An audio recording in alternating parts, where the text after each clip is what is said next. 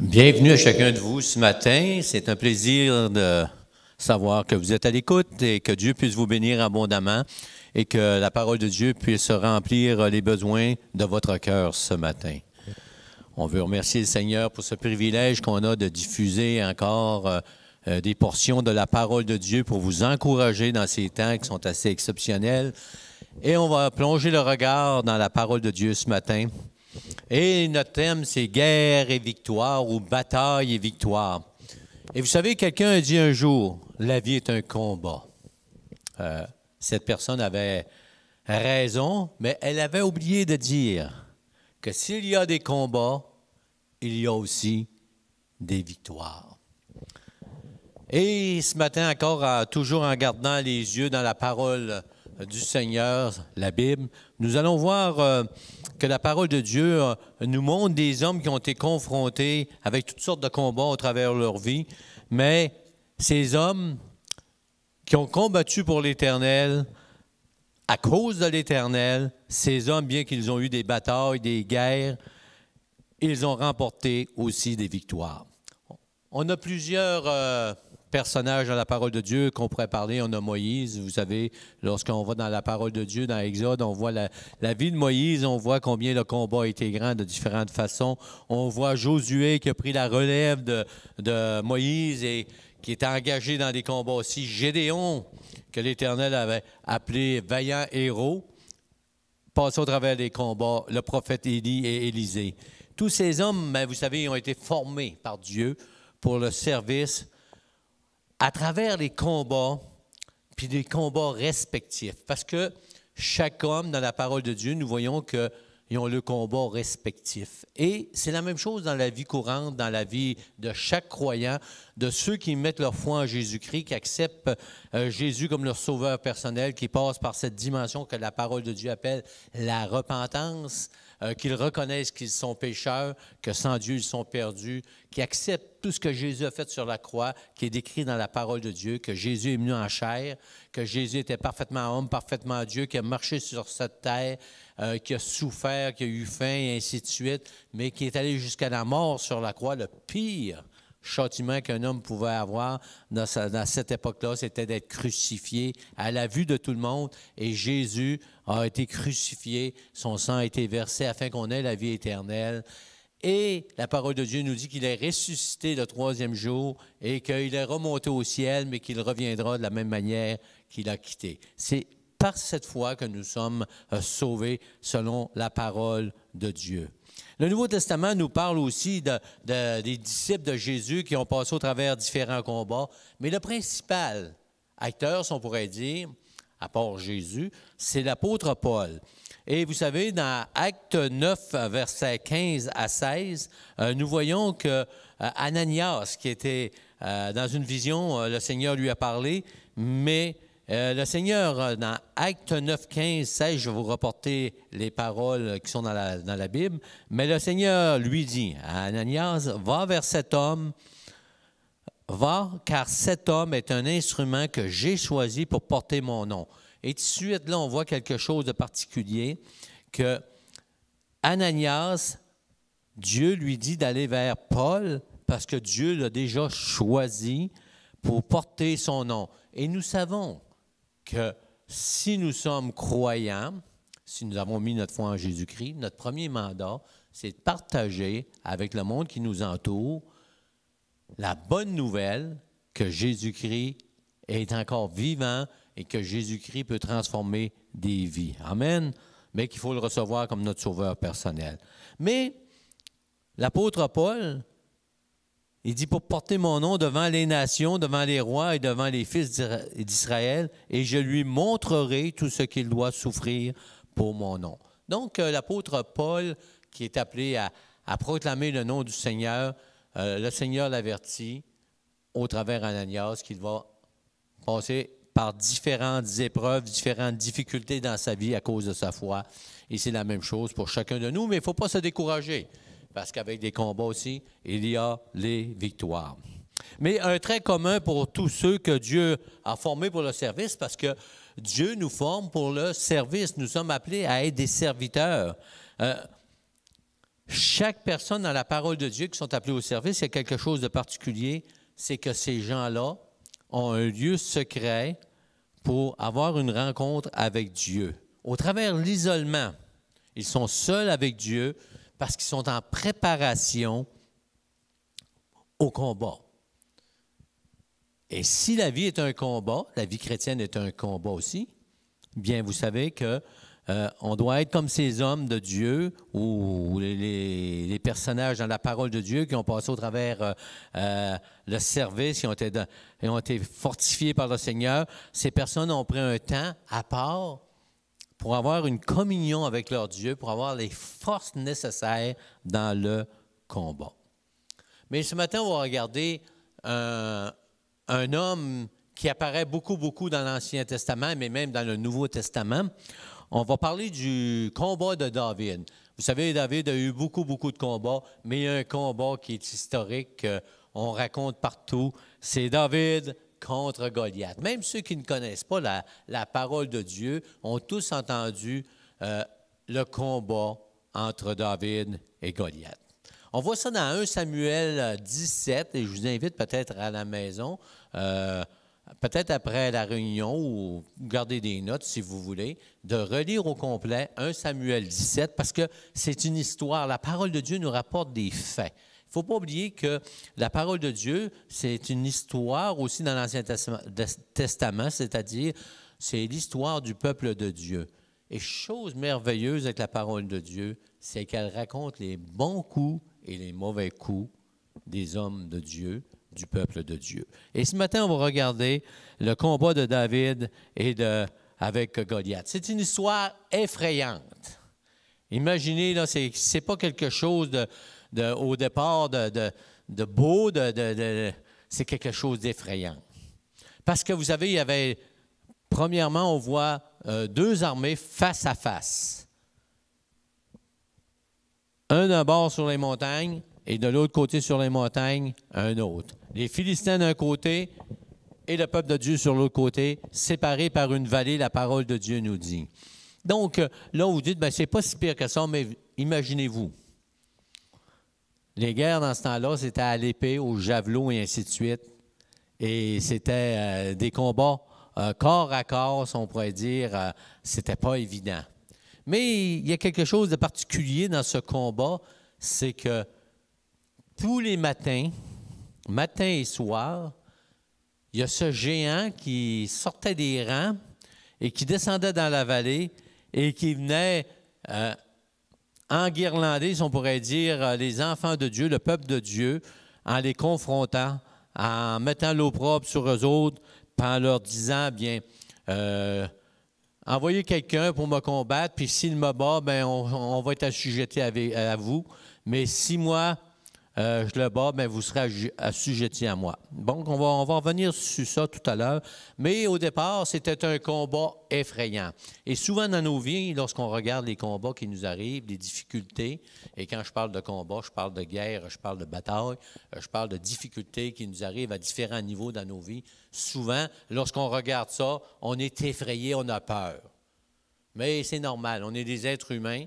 Et parfois, bien, c'était le combat, on va le voir tout à l'heure, on va élaborer là-dessus. Le combat semble tellement gros à nos yeux qu'on est effrayé. Et le peuple de Dieu était effrayé. La parole de Dieu nous dit, tous les hommes qui étaient là, même le roi Saül, était effrayé lorsqu'il voyait le combat, même si le combat se rapportait juste sur une situation particulière, Goliath. Donc, cette situation était effrayante pour tous ceux du peuple d'Israël. Donc, on va voir des éléments qui ressortent au travers tout ça. On va regarder des éléments touchant David. Comment est-ce que David a passé au travers tout ça? Donc, ce qu'on voit dans l'histoire, dans 1 Samuel 17, on pourrait commencer dans 1 Samuel 16, lorsque Samuel, le prophète Samuel, il doit choisir un remplaçant pour Saül et Dieu lui dit « Arrête de pleurer sur ton sort. C'est pas toi qui ont rejeté, c'est l'Éternel. Et tu vas aller vers Ésaïe et tu vas rencontrer ses fils et tu vas choisir celui qui doit être le roi. » Et vous savez, l'histoire nous rapporte que tous ses fils étaient à la maison, il les a tous passés un après l'autre, et ça a terminé en disant, bien, c'est tout ce que tu as comme fils. Il dit, non, il y en a un autre plus loin, il est dans le champ, il garde les brebis, va le chercher. Et là, c'était la confusion totale parce que c'était le plus petit, c'était le plus jeune, et il n'y avait pas les caractéristiques pour être un roi. Et souvent, comme croyants, on n'a pas les caractéristiques pour faire l'œuvre de Dieu. Et c'est intéressant de savoir ça parce que David ne les avait pas et pourtant, David a été choisi, a été oint par l'Éternel pour devenir le plus grand roi d'Israël. Lui qui n'avait aucune qualification aux yeux du monde. Donc, ce qu'on voit au départ, c'est que David avait quelque chose de particularité, si on pourrait dire, c'est que c'était un homme qui était habitué à être dans l'isolement. Imaginez, on voit que lorsque Samuel se présente, toute la famille est là, il en manque juste un. C'est David, et David a été envoyé, si on pourrait dire, dans un lieu désert avec les moutons, les brebis et qu'il gardait. Et David est habitué à avoir une certaine façon à être dans l'isolement. Et c'est là que, dans cet isolement-là, David a appris à avoir une communion avec Dieu. Il était un petit peu rejeté de sa famille, il était mis à part, mais David a appris, dans l'isolement, à développer sa communion avec Dieu. Et c'est pour cette raison qu'il peut déclarer, bien, on va voir ça tout à l'heure, au roi que l'Éternel est avec lui. Parce que durant cet isolement qu'il y a eu, il a eu le temps de chercher davantage la face de Dieu. Et vous savez, il y a beaucoup de gens aujourd'hui, on est isolés un peu. On est isolés les uns des autres, il ne faut pas se le cacher avec tout ce qui se passe alentour de nous. On ne peut pas se réunir ensemble. Ce matin, je suis seul avec des chaises pratiquement. J'ai deux confrères qui sont loin de moi. Ils sont à 35 pieds de moi. Et on n'est pas ensemble. On est confronté avec un isolement. Mais vous savez, le roi David, lorsqu'il était seul avec les moutons, il aurait pu, si on pourrait dire, commencer à parler à Dieu en lui disant, « Ben Seigneur, c'est pas juste, moi je t'ai encore pris tout seul, et ainsi de suite. » Mais il a pris ce temps où il était isolé pour chercher la face de Dieu. Oui, on est isolé. Vous nous manquez. Chacun de nous, on manque la présence de l'autre dans ce temps de confinement. Mais sachons chercher la face de Dieu dans sa parole pour être fortifiés par le Saint-Esprit. Prenons ces temps où on va développer encore davantage notre communion personnelle avec Dieu. Vous savez, le soir, souvent, on partait, on allait prendre un café avec quelqu'un, un autre chrétien, on avait des bons temps ensemble. Mais là, on ne peut pas le faire, donc on peut être seul avec notre épouse ou peu importe, dans nos maisons, dans nos foyers, on ne peut pas sortir. Bien, au lieu de chialer, excusez l'expression, prenons du temps avec le Seigneur, cherchons dans la parole de Dieu. C'est des temps merveilleux où on peut être dans l'isolement, trouver la force pour les combats qui sont devant nous. Amen. Ouais, parce qu'on va toujours avoir des combats, parce que la vie est un combat et la foi en Jésus-Christ, c'est un combat spirituel qu'on vit souvent et parfois à chaque jour. Deuxièmement, on voit que durant ces combats, et David n'a pas juste eu un combat, si vous lisez la parole de Dieu, c'est comme si David a vécu une vie de combat constamment, mais en réalité, c'était ça aussi. Et au travers de cette confrontation dans les combats, sous différentes formes, parce que les combats peuvent revêtir différentes formes à mesure qu'on s'en va, à mesure qu'on vieillit, vous savez, les combats prennent des formes différentes. Mais dans ce chapitre, on voit David qui est confronté non seulement avec la situation du peuple de Dieu, avec l'armée de Dieu, parce que la première confrontation, c'est que lorsque son père l'envoie à donner de la nourriture pour ses frères, bien quand il arrive, il voit les deux armées, il voit cette confrontation-là, et David est confronté avec ce qu'il voit devant lui, l'armée des Philistins et l'armée du peuple de Dieu. Donc, il y a une confrontation avec les soldats aussi, parce qu'il va aller rencontrer les soldats, il va parler avec les soldats, et il y a une petite confrontation. Mais il y a une confrontation qui est assez particulière, c'est celle de ses propres frères, au verset 28. Éliab, son frère aîné, qui l'avait entendu parler à ces hommes, fut enflammé de colère contre Dieu. Parce que pour lui, David, il était trop jeune, il n'avait aucune capacité pour aller se mêler dans un combat comme le combat allait se dérouler. Aux yeux d'Éliab, c'était une folie pour David. David était supposé d'être là comme un spectateur. Et ça choquait un petit peu son frère Éliab. Donc, David a dû être confronté premièrement avec sa famille, si on pourrait dire, parce qu'en plus de cette confrontation, il y avait eu cette confrontation. Imaginez-vous, là, qu'au chapitre 16 de 1 Samuel, pas 1 Samuel, oui c'est ça, 1 Samuel chapitre 16, lorsqu'on voit que le prophète Samuel est allé choisir loin de l'Éternel pour remplacer Saül, tous les frères ont passé et le premier, c'était celui qui était, aux yeux de Samuel, c'était lui qui était le meilleur, Éliab.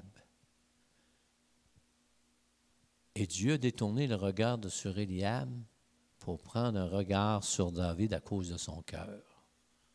Parce que Dieu ne regarde pas à l'apparence, il regarde au cœur. Et imaginez-vous, Éliab ne devait pas être content.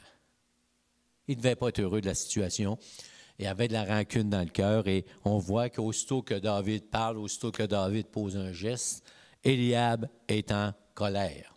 Et donc, ça fait un combat dans la vie constant parce que, imaginons pas que c'est juste sur le chemin, le champ de bataille que le combat est là avec Éliab. C'était tout de suite au départ parce qu'il l'a envoyé paître les moutons, et ainsi de suite. On voit aussi une confrontation avec Saül. Au verset 33, Saül dit à David, « Tu ne peux aller te battre avec ce Philistin, car tu es un enfant et il est un homme de guerre dès sa jeunesse. » Imaginez, David est confronté avec Saül, puis Samuel a dit à David que c'est lui qui allait remplacer Saül. Donc, il y avait déjà une confrontation qui était là. Et à quel niveau elle était rendue? Elle n'était peut-être pas encore rendue au niveau qu'on voit plus loin dans la parole de Dieu, mais il y avait déjà une confrontation. Donc, puis on voit aussi le combat final qu'on va dire dans cette histoire, c'est ce géant. On appelle l'histoire du géant Goliath. Et c'est vraiment un géant. On va voir ça avec la parole de Dieu qui nous donne la grandeur de cet homme. Mais tout au long de sa vie et de ses combats, on voit des personnages qui entourent David. Et plus loin dans la parole de Dieu, on voit que même quand il se forme une armée, bien, souvent de fois, ces guerriers l'abandonnent aussi. Donc, David est confronté souvent à l'isolement, à la confrontation avec ceux qui l'entourent à cause de la dimension de foi que Dieu a installée dans son cœur pour faire une œuvre. Mais à travers tout ça, vous savez, ces temps difficiles, David se retrouve souvent seul.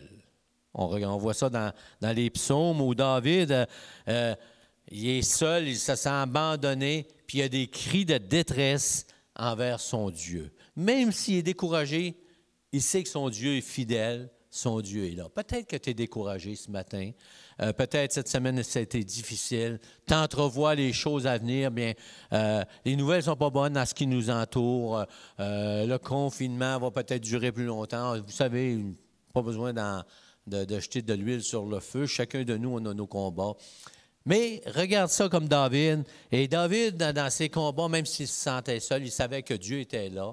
Et il criait à l'Éternel. Et c'est pour ça qu'on voit souvent dans les psaumes de David, David qui crie à l'Éternel et qui, devant l'Éternel, son cœur, il déverse son cœur. Vous savez, dans notre lieu secret, c'est un endroit extraordinaire pour déverser nos cœurs, nos situations, nos impuissances devant celui qui est fidèle, celui qui répond. En son temps, et je prends la peine de le dire, en son temps, on va développer ça tout à l'heure encore, et l'Éternel, lorsque David criait, l'Éternel entend. Amen. Et si l'Éternel entend, bien, il répond aussi. Mais David, on voit à travers ses psaumes qu'il donnait aussi beaucoup d'actions de grâce. Peu importe la situation qu'il vivait, il savait donner des actions de grâce pour les moments où il vivait. Fait que peu importe ce que nous vivons présentement, peu importe la guerre qui se présente devant toi, la bataille qui est devant toi, bien, sache qu'au travers de tout ça, tu dois donner des actions de grâce à ce Dieu d'amour, ce Dieu qui est fidèle et ce Dieu qui est toujours là. Amen. Qui va te soutenir et il va te donner la force de passer au travers. Dieu a été fidèle envers David. Il l'est envers tous ses enfants. Et même dans le Nouveau Testament, vous savez, on peut crier à lui, on peut lui donner des actions de grâce. On voit ça dans Philippiens chapitre 4, verset 6. Il dit, « Ne vous inquiétez de rien, mais en toute chose, faites connaître vos besoins à Dieu par des prières, des supplications et des actions de grâce. » Et on va voir le résultat et la paix de Dieu qui surpasse toute intelligence gardera vos cœurs et vos pensées en Jésus-Christ. Amen. Donc, on a toujours cette attitude qu'on devrait avoir de déverser nos cœurs devant Dieu, de lui donner nos problèmes et d'attendre que Dieu nous donne des ressources nécessaires pour passer au travers. Mais vous savez, lorsqu'on est dans un combat, on a-tu hâte que ça finisse?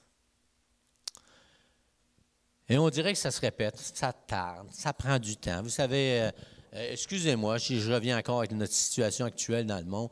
Je prenais dernièrement aux nouvelles encore que beaucoup de gens, que ce soit des personnes qui soient dans une position radicale d'un bord ou radicale de l'autre, des deux côtés, c'est la déprime totale.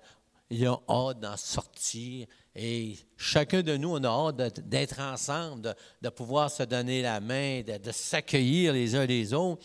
On dirait que ça ne lâche pas. Mais imaginez, au verset 16, le combat était là à chaque matin et à chaque soir. Imaginez, le Philistin, Goliath, s'avançait matin et soir.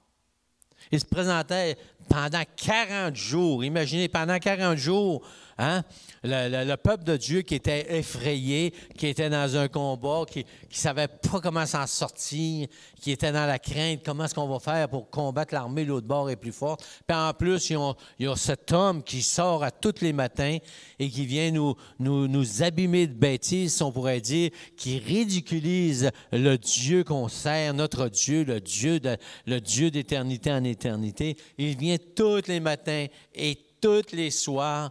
Il sort des rangs de l'armée, il descend dans la vallée, et là, on n'est plus capable.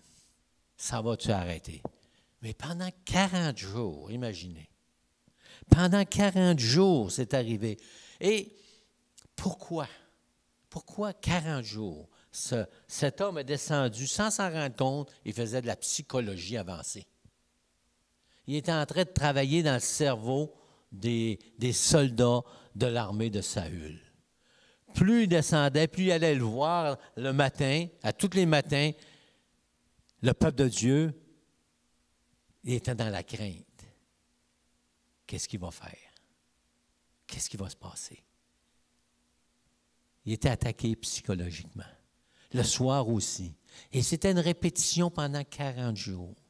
Et souvent, lorsqu'on vit dans des situations, des combats, que ce soit un combat spirituel ou un combat que tout le monde vit, c'est psychologiquement. Imaginez aujourd'hui, le plus gros problème qu'ils disent pratiquement avec la COVID, c'est les gens qui sont attaqués psychologiquement, le découragement est sur eux autres. Et on voit dans la parole de Dieu que ce système-là marche aussi spirituellement. Donc, si tu es dans un combat spirituel, garde les yeux sur le Seigneur. Il y a un temps où, durant ce que l'ennemi attaque, bien, ne te laisse pas envahir et te décourager. Garde les yeux sur le Seigneur. Amen. Même si à chaque jour, tu te lèves le matin et si le combat est encore là, ça perturbe. Dis-toi une chose. Dieu est fidèle et tu vas avoir la victoire. Et j'entendais ce matin un prédicateur qui disait, bien, si on ne l'a pas ici-bas, on va l'avoir de l'autre côté, notre victoire. Amen. Et On ne vit pas pour le temps présent, si on pourrait dire. On ne vit pas pour savoir des récompenses sur cette terre. On sait que notre cité à nous, elle est dans les lieux célestes, dans la présence de l'Éternel. Et peu importe le combat, on va avoir la victoire avec le Seigneur un jour. Amen. Mais le combat de David était un combat inégal. Et souvent, dans la parole de Dieu, on voit les enfants de Dieu qui ont toujours des combats, ça n'a pas d'allure. Et dans nos vies, c'est le même aussi. Les combats c'est inégal. Pourquoi ça m'arrive? Je n'ai pas la capacité. Imaginez si c'était tellement inégal. Je ne sais pas si vous avez fait Allez voir dans l'histoire la grandeur des hommes. À travers les siècles, ils ont fait des études que les hommes étaient plus petits anciennement. Un jour, je suis allé visiter un bateau, la Grande Hermine. Je ne sais pas si vous connaissez l'histoire du Canada. Jacques Cartier, qui est la Petite Hermine. En tout cas, il y avait la Grande Hermine, la Petite Hermine, puis il y en avait un autre, là. Je ne me souviens plus de son nom. Et j'arrive à un endroit touristique, puis c'est marqué « Venez visiter la Grande Hermine à l'échelle exacte de Jacques Cartier. » Ah, je disais à mon épouse, on va aller voir ça. Et j'arrive là. Les portes sont donc bien basses ici. Les chaises sont basses, les tables sont basses. Ben, je dis aux gardes, aux choses touristiques, j'ai dit, pourquoi vous dites à l'échelle? C'est tout petit, je marche au plafond, je touche quasiment au plafond.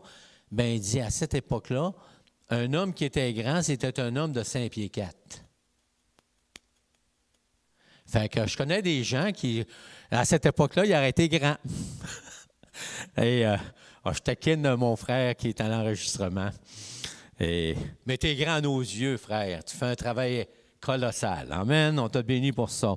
Mais c'est pour dire qu'à l'époque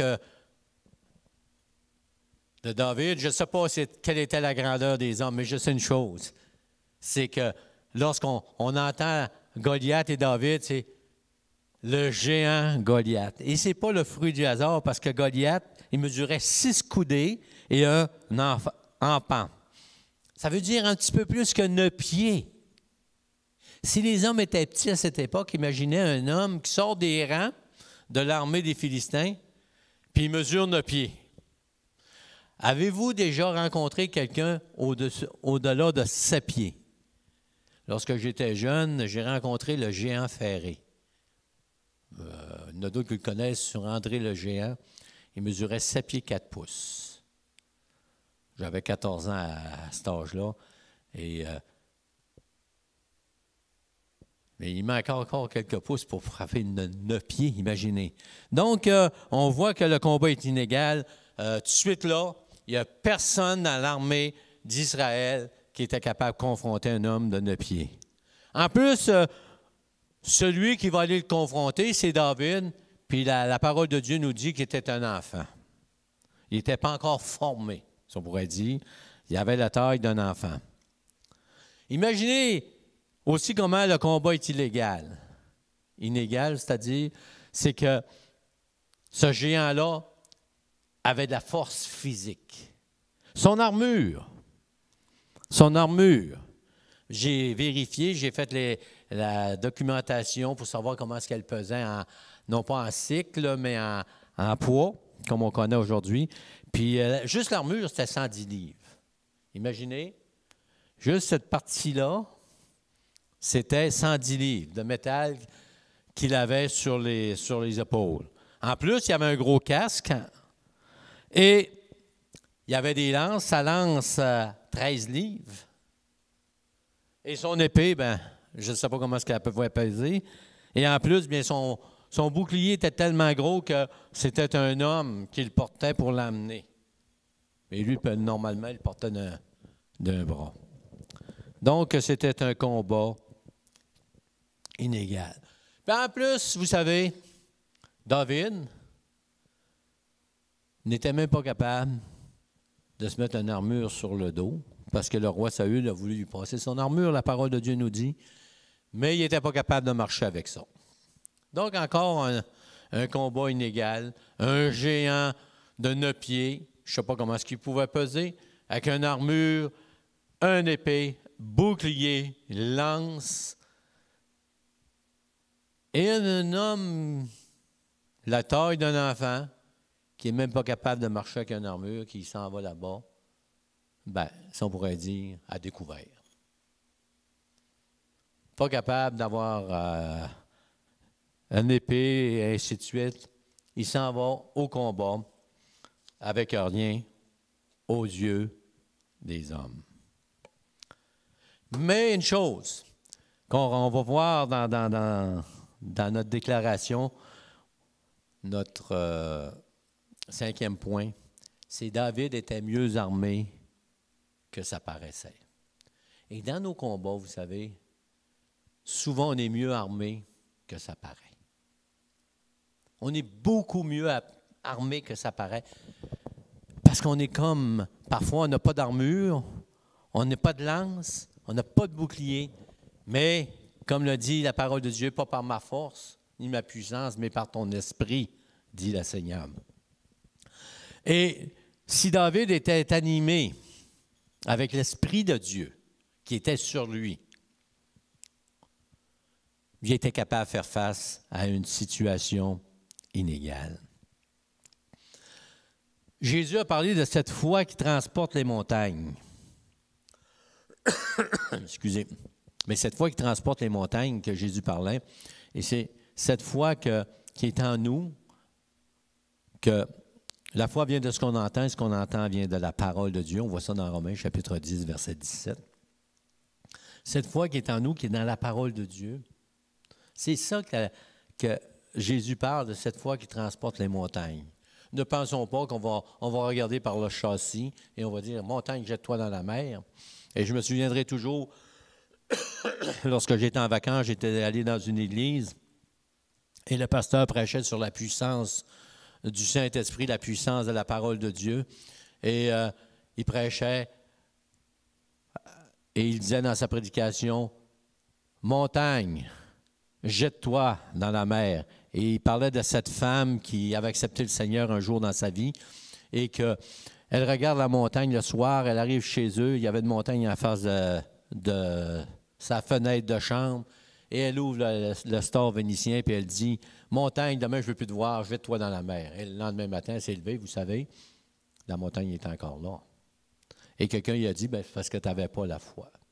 Mais lorsque Jésus donne cette figure-là, c'est pas pour qu'on fasse tomber les montagnes dans la mer. Hein. C'est pour qu'on regarde la puissance que Dieu nous donne avec la foi pour faire des choses qui sont des combats, pour combattre dans des situations inégales comme David. Et David, parce qu'il y avait des temps secrets avec Dieu, hein, parce qu'il connaissait la voix de Dieu, il était en mesure de la discerner, parce que l'Esprit de Dieu était sur lui, il connaissait la pensée de Dieu, il était capable de discerner la pensée de Dieu, parce que l'Esprit de Dieu était sur lui, et il pouvait combattre par la foi. Et si David s'est avancé avec aucune arme, on pourrait dire, excepté 5 pierres qu'il avait mis de côté, puis sa fronde, et bien plus, il y avait un petit bâton de berger, imaginez. Et c'est pour ça que Goliath était en fusil encore. Goliath était enragé. Imaginez quand la déclaration de Goliath, « Hey, pour qui vous me prenez? Je suis un géant, je suis armé, je suis fort, et vous envoyez un petit jeune homme avec un bâton puis pas d'armure. Hey, est-ce que je suis un chien pour que tu envoies quelqu'un avec un bâton? » Imaginez, il y avait vraiment une confrontation qui était là.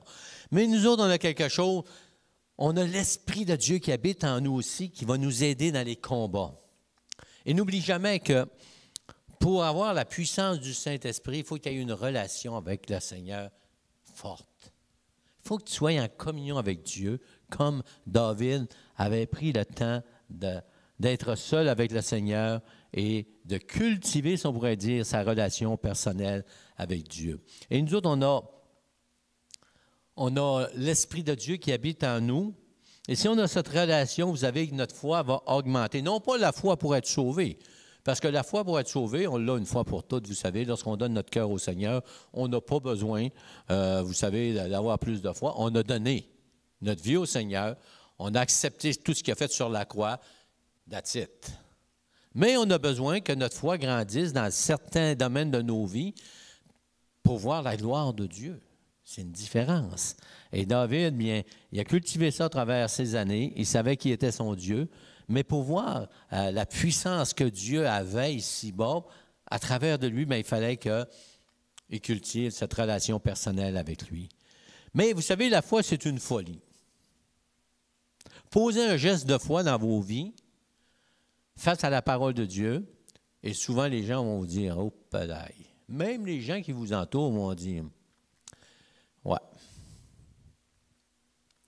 franchement, là, il est pas mal zélé, il est pas mal, je sais pas ce qu'il y a là, lui là, ça marche pas son affaire ». Mais la foi est une folie pour ceux qui nous entourent souvent, mais elle est une puissance pour celui qui va agir parce qu'il y a un réma dans sa vie. Et là, je parle de foi, je parle d'un réma. C'est-à-dire que la parole de Dieu nous interpelle à l'intérieur de notre cœur et que le Saint-Esprit nous touche à un tel point qu'on ne peut pas faire autrement qu'agir selon ce qu'il a mis sur notre cœur. La parole qu'on a lue durant des années qui ne nous a pas affectés, tout à coup, elle vient dedans de nous dans une situation précise et par la foi, on agit en conséquence de ce que le Saint-Esprit a mis dans nos vies. Imaginez David. Il fallait qu'il y ait vraiment un réma dans sa vie pour partir et de s'informer qu'est-ce qui se passait. Et il sait quoi cette histoire-là, le géant. Et il y a des gens qui vont dire, bien, il s'est informé parce qu'il a fait un acte parce qu'il voulait avoir ce que le roi allait donner, sa fille, et ainsi de suite. Non. La parole de Dieu nous dit, c'est parce que, à cause que le géant blasphémait contre le Dieu d'Israël. Et c'était le cœur déversé de David qui le portait à aller au combat. Mais il était fou aux yeux de Saül, aux yeux de ses frères, aux yeux des gens qui l'entouraient, aux yeux de Goliath et aux yeux de l'armée des Philistins. C'était un insensé, même un prétentieux. Mais David, il a agi par foi, il a agi parce qu'il y avait une touche du Saint-Esprit. Et David, la parole de Dieu nous dit qu'il ne s'est pas appuyé sur ses capacités, mais David a été victorieux. Parce qu'il a mis sa foi en Dieu, malgré ses faiblesses apparentes. Oui, David avait des faiblesses. Mais la parole de Dieu nous rapporte que c'est lui qui a tué le géant, avec une fronde, avec une pierre et un petit bâton. Et c'est lui qui a coupé la tête du géant. Puis,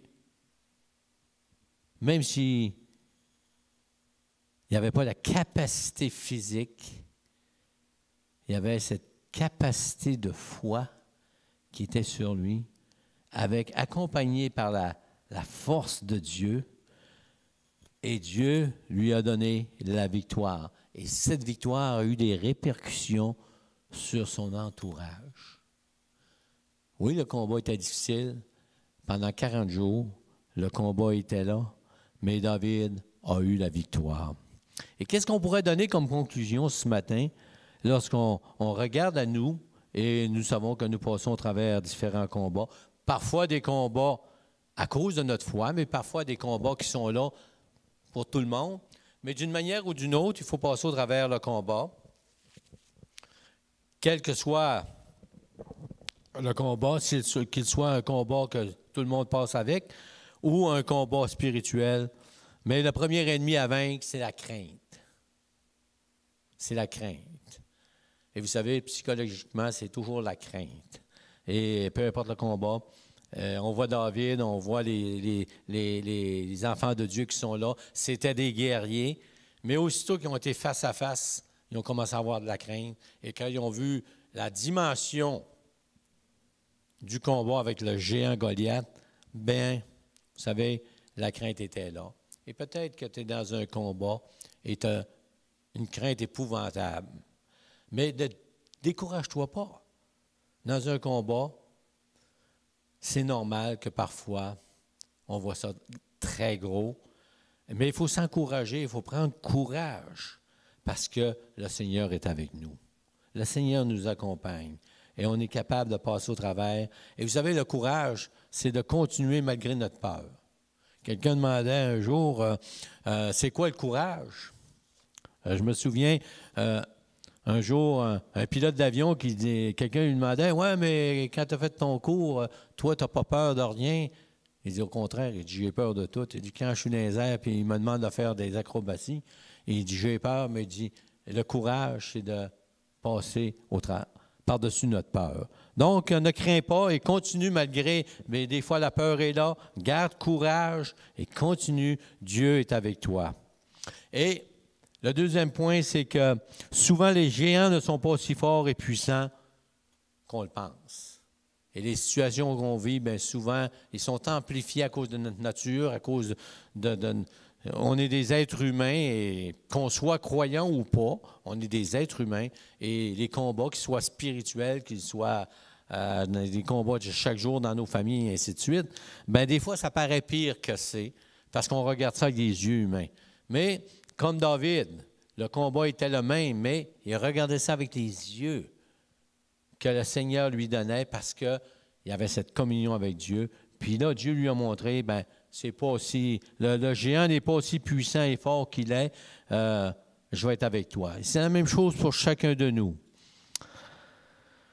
Et le troisième point comme conclusion, c'est que David n'a pas voulu être comme son frère, il n'a pas voulu être comme les soldats, il a voulu être lui-même à travers son combat. Dieu nous utilise comme on est, avec les faiblesses qu'on a, avec les forces qu'on a, et Dieu nous prend comme on est, et Dieu connaît nos cœurs.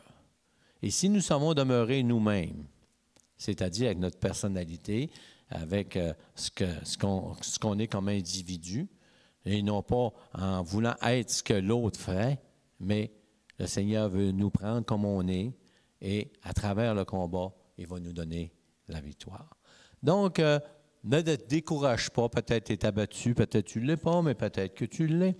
Mais si tu as mis ta foi en Jésus-Christ, si tu as reçu Jésus-Christ comme ton sauveur personnel, et je veux juste prendre un instant, et peut-être qu'il y a des gens qui écoutent et ils n'ont pas encore connu cette relation intime avec Dieu. Ils ne savent pas. Tu ne sais pas comment arriver à cette dimension dans ta vie spirituelle où tu peux parler au Seigneur et entendre sa voix. Mais la première des choses, c'est de reconnaître qu'il est le Dieu de la parole, le Dieu tout-puissant. Reconnaître qu'il nous a donné sa parole, et sa parole est vérité, qu'il est la vérité. Il n'est pas une partie de la vérité. Jésus a dit, « Je suis le chemin, la vérité et la vie. » Donc, pour avoir cette dimension, il faut que tu rendes intime avec le Seigneur. Il faut que tu reconnaisses qui il est. Le Dieu de la parole, le Dieu d'amour, le Dieu qui pardonne, le Dieu qui restaure, le Dieu qui nous a acquéri la vie éternelle sur la croix du Calvaire et le Dieu qui revient bientôt. Donc, ce n'est pas une religion, ce n'est pas une organisation, c'est pas ça. Tu n'as pas besoin d'aller dans un endroit pour recevoir Jésus-Christ pour ton sauveur. C'est la dimension entre toi et lui, peu importe l'endroit où tu es. On parle d'église qui parle de la parole de Dieu. Oui, c'est bon les églises, mais ce n'est pas l'Église qui sauve, ce n'est pas une organisation, c'est Jésus. Donc, en terminant, on veut simplement, ceux qui n'ont pas encore cette relation intime avec le Seigneur, reconnaissent que sur la croix, Jésus a tout porté et il peut changer ta vie. Pour ceux qui ont connu, qui ont passé par la dimension de la repentance, d'accepter tout ce que Jésus a fait sur la croix du Calvaire, bien, ce qu'on peut dire, c'est continue à chercher la face de Dieu et peut-être tu passes par un désert. Mais dans ce désert, sache que Dieu est là. Qu'il y a un oasis.